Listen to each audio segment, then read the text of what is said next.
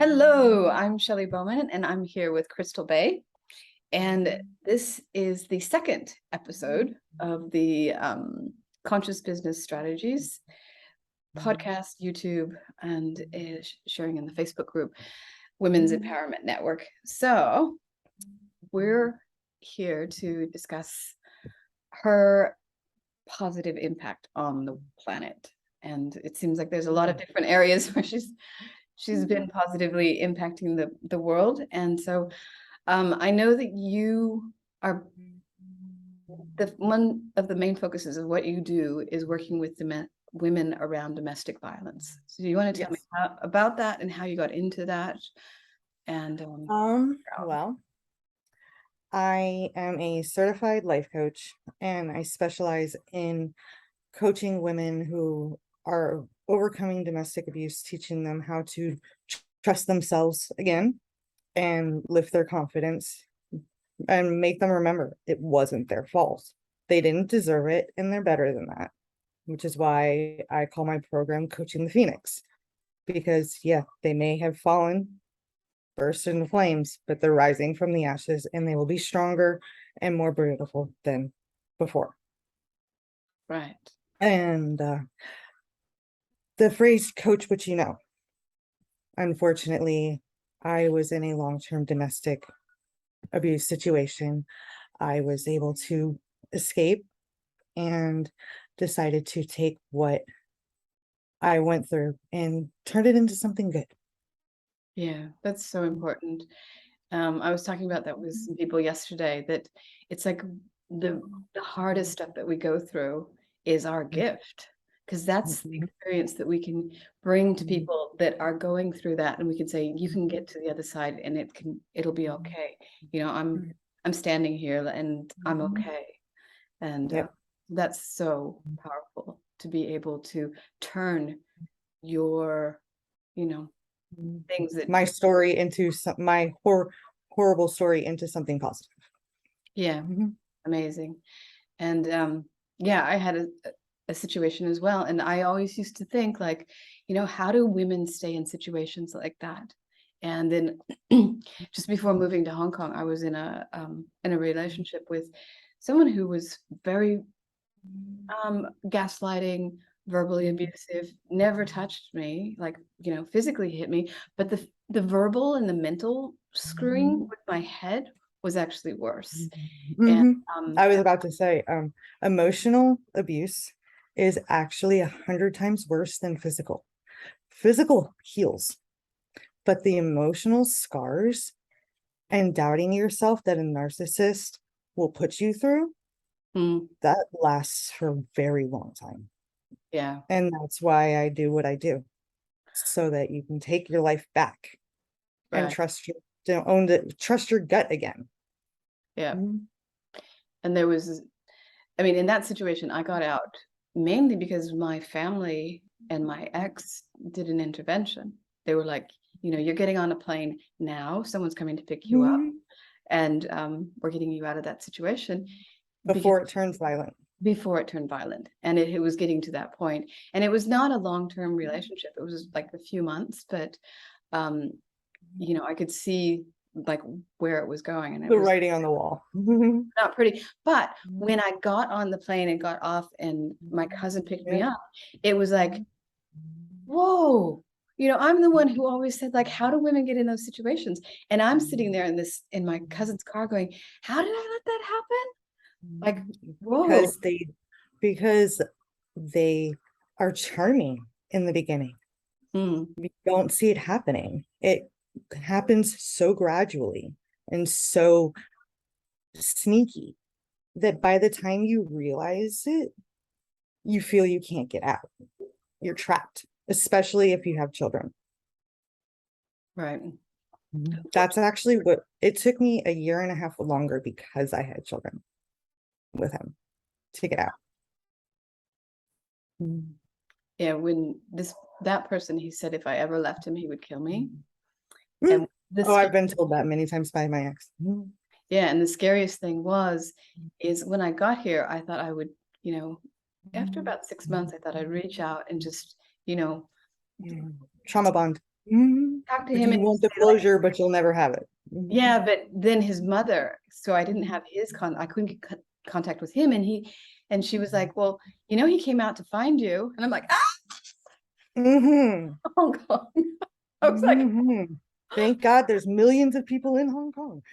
yeah, exactly. Mhm. So anyway, um, yeah, and then I've had like a business partner that was a narcissist, and it's just like the same thing happened. I was in it, and it's like when you're talking about the kids, I was in it for my employees. I was staying because I'd invested a lot in the business, but then and then I had a bunch of staff, and I Yeah, remember and quitting. you didn't want them quitting, and you didn't want them being treated horribly. So Yeah, you tried to buffer.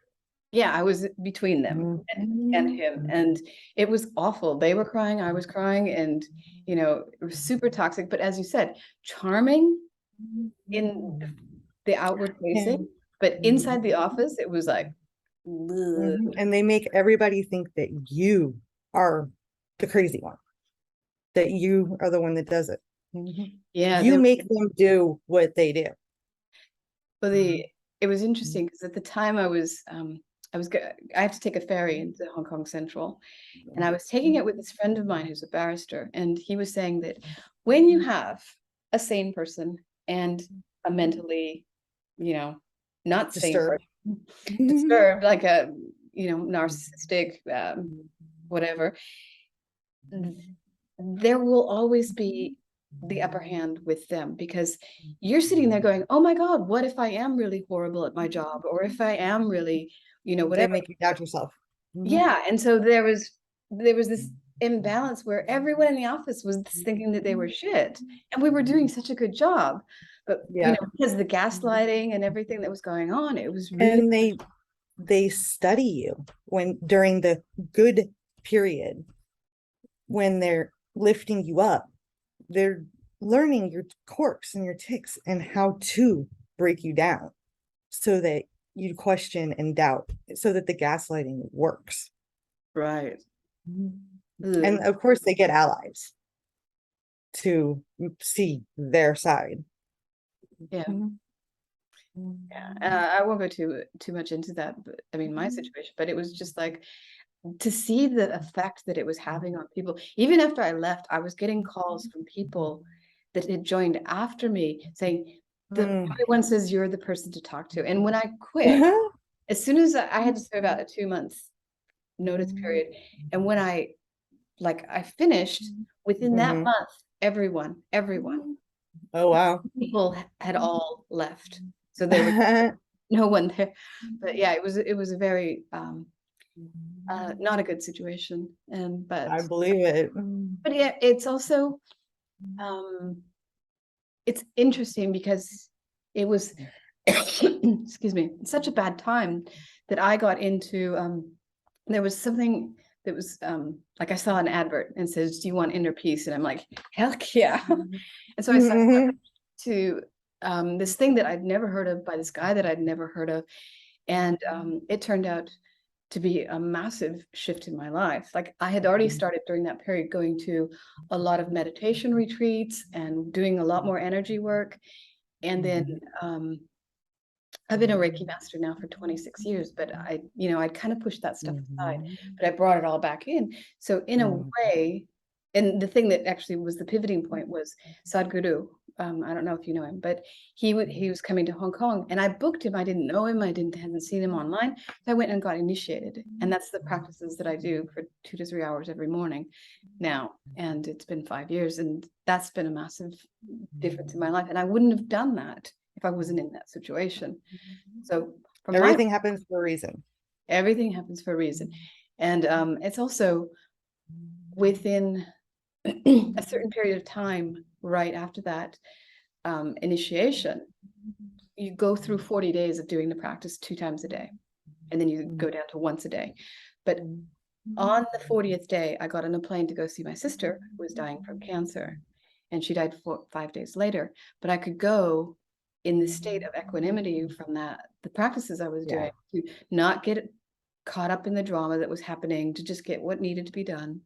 But anyway, sorry, I'm digressing. But Yes, let's go back to talking about you and what you're doing. One interesting thing that you told me is being a jack of all trades is that you're a trained chef. So how'd you get into that? Actually, my dad was a professional chef, Okay. and he taught me. Okay. Okay. Mhm. So have you ever worked in a He, many. wow. Okay. Um, we were gonna open a restaurant together, but he passed away in a motorcycle accident, 16 years Oh, old. I'm so sorry. I miss him every day, but he's still with me. Hmm. And he lets me know a lot of times, ironically, through music. Okay. Um, I'll be thinking about something, and all of a sudden, my Android Auto like will completely shift gears, like my music, and go to a certain song that he would have played, Wow. letting me know. Oh yeah. And I know it's him because it's not in my chosen playlist. It Hmm. just he likes to mess with me. But that's okay because it lets me know he's here. Nice. My dad was a playful guy. He was 20 when I was born, so. Mhm. Quite young dad. Mhm. Awesome. Okay. So another interesting fact was the Little Miss Florida.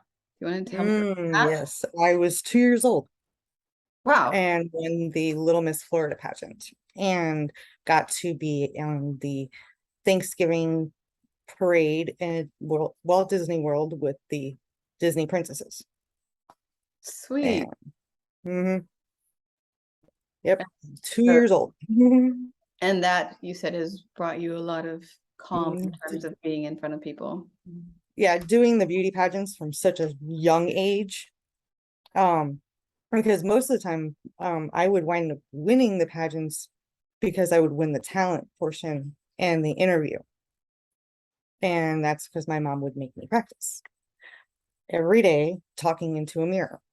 It taught me how, if I was nervous, to be able to look over the person, but they still think I'm looking directly at them, to Hmm. where kind of gets you over the stage fright. Interesting. Mhm. And so, how do you think that's like played Made out me very throughout your life? outgoing. Um, Made me very outgoing. Um, I've always been kind of the mommy of my group. My friends always came to me. My aunt always told me I would be a great therapist. I told her, no, I'm not going to become a psychiatrist because I would take my patients home with me, which is why I chose coaching instead of therapist. Right. That and less schooling. Right. But I do have an art therapy certification because I use art as a way of expression. If you can't talk about your trauma, get it out in writing, in music, art, painting, any of it. And there's art in cooking even, you know. And so went through all the classes and I kind of tied them together with Mm. my coaching. So, but it taught me how to be creative, be outgoing, and think on like the fast thinking, problem solving. Because that like in pageants, they always have the, well, if you could solve one problem in the world, what would it be? Or, they always give you those weird questions. Hmm. And it's never the same one like you see in the movies. It's not like that. So you have to think quick, like who's your role model, why, and who would you want to emulate, things like that. Right. So, Do you and think I've that was a catalyst for you wanting to have an impact on the world? um I don't know. I'm a Leo. I'm just always outgoing. I give way too much of myself. Um, I didn't have many friends. So the friends I did have, I made into my family. Mm. And my family situation, I love my family, but it wasn't the best. My mom didn't marry the best guy after she divorced my papa, things like that. So it is what it is. But I have good family and I love them and they love me and we've overcome what happened when I was a teenager. Right. So, Mm. but the beauty pageants, yeah, the whole having an impact on the world, it at least made me want to, you know, influence a lot of people, whether it was going to be positive or negative at the time. I didn't know. I just knew I liked, you know, talking and being around people, helping. Mhm. Yeah. If I can make you smile, or laugh, I did. I did my job. Mhm. I feel the same way when I cook. If you enjoyed my food, then I did. I did my job. Mhm. Right. So, Yeah. mm, One thing I've recently released a thing talking about motivation, and one of the things is if you're not motivated, one of the putting systems in place where that you actually think about like what impact you're going to have on people. And it could be like you said, the one person who's going to like smile, the yeah. one person who's going to enjoy your meal. It's like that's worth getting out of bed for, is that Mhm. one person that you're going to potentially change. Yeah. I also work for a very, very new nonprofit organization called Mm, Expose. It's a documentary about domestic abuse that we're releasing in December, actually. amazing. Mhm. Um, if you want to talk to Anastasia, I can send you the stuff after. Mhm. Oh, that would be awesome. Okay. And then Uh, mhm. Edit that part out. right. But The my motivation is number one. When my 6-year-old looked at me and said, "Mommy, it's okay if daddy hurts you as long as he comes home." I don't want my children to think that a man beating them, putting their hands on them, mentally hurting them is okay. of course. So my motivation is to make sure that domestic abuse is no longer taboo. Mm, It is something that is addressed and that the person who is being abused isn't made to feel guilty. They yeah. didn't do anything wrong, Yeah. you know? So many times you see these women torn down. Well, what did you do to make him do that? Um, That's I so protected my child, or um, I told him no, or please don't cheat on me, things like that. I'm sorry, that's not doing the wrong thing. mm, Or a lot of times they'll get chastised for leaving. Oh, you broke your family. Well, he broke my face. you know? mm, And so then that's what expose is about, is we're trying to get the awareness out. right. And but through that and through my own coaching program, I'm hoping that by the time my kids are dating, domestic abuse, it'll never be a thing of the past. But being but feeling alone, I'm hoping will be. I'm That's hoping that it will be something that is addressed immediately instead of, you know, shaming the victims. yeah. That's my motivation. Yeah. It's yeah, we'll have to talk about the documentary, but Mhm. one thing that you just mentioned is your daughter. And it was funny because I chose a picture of you in the helicopter for this interview because I went through your Facebook and all I could find was you and your partner and you and your daughters, and it was never just you alone. It was like you're obviously quite close to your family. And I know you, one of the original communications we had was that when your youngest is graduates from high school, you want to come to Asia. And so Yes. let's just finish up with talking about, like, you said you love Japan, Vietnam, and Oh, I love Asian culture. I always have.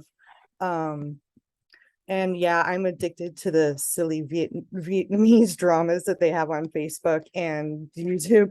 I watch them all the time. really okay. They But I also love Japanese anime. I love the food. I hmm, love Chinese food. We actually do a lot of fusion cooking with Asian and Indian, Asian and Italian kind of. We even throw some Tex-Mex all in the bunch, and we uh, like to experiment. And sweet. most of the time it comes out pretty good. Well, it's funny because I come from California, and so I mean, when I'm back there, I'm just eating Mexican food, breakfast, lunch, and dinner. We But Yeah, we eat a lot of that too. it's like some of the things that are in it, you know, the cumin, the Mhm. the coriander or cilantro. Mhm. There's a lot of Mhm. similar things, limes, and some of the spices that are prevalent in Mexican, India. I mean, they're used in different ways, but it's the same Yes. spices. And so, Mhm. you know, you can see where the fusion kind of comes together. And of course, from California was like the home of My fusion. mom and sister live in San Diego, so. Hmm. Yeah, but yeah. So I'm in Hong Kong, which is like a big melting pot of everything. But Oh, I know. the main thing is it's now it's just opened because of COVID. It was closed, like Right. not closed in that we couldn't go in and out, but we had to do. It was started at 3 weeks quarantine in a hotel when we got back, which is expensive. Mm-hmm. 2 weeks to 1 week to 3 days, and now there's no more quarantine. And people with it was closed to people who didn't have a Hong Kong ID, but now it's open. So now people can come in and out. But that's one of the draws of a lot of people that live in Hong Kong, is that it's so easy to just go, you know, Mm. around Asia from Hong Kong. It's like The Singapore. the midpoint. It's like it's the center. Mm-hmm. Yeah. So it's 4 hours to Singapore. It's, you know, 2 hours to Vietnam. It's like, you know, Mm-hmm. it's a good jumping off point. And so it's been quite important. And I know that you said you wanted to travel. I just wanted to say, and I didn't tell you this before, but by the time I was 24, I'd been to 24 countries. Like, I've always traveled. It's like my thing. Um, The COVID was awful, like not being able. yeah, I bet. My family, they went to Vegas a lot and the Bahamas. Oh yeah, because Florida's right off the Mm-hmm. jump into And that. I've been to Aruba, but yeah, I plan on starting to travel soon. When I went to college, I had originally thought I would be a history teacher. Mhm. So I was gonna take a year and do like mini courses and starting in like Scotland and work my way all the way across the board. Just because, but I decided I didn't want to teach a bunch of snot-nosed kids a subject that I'm very passionate about. I realized I couldn't do it. Um, Still very passionate about history, but I just couldn't do the classroom thing. Wouldn't work for me. Okay. I know how I would be. Like I could do honors or college, but not like middle high school where they're bored to tears and I have a structure of what I'm allowed to teach. And frankly, American history is bastardized. So not being able to actually teach history would drive me nuts. Right. So Okay. mhm.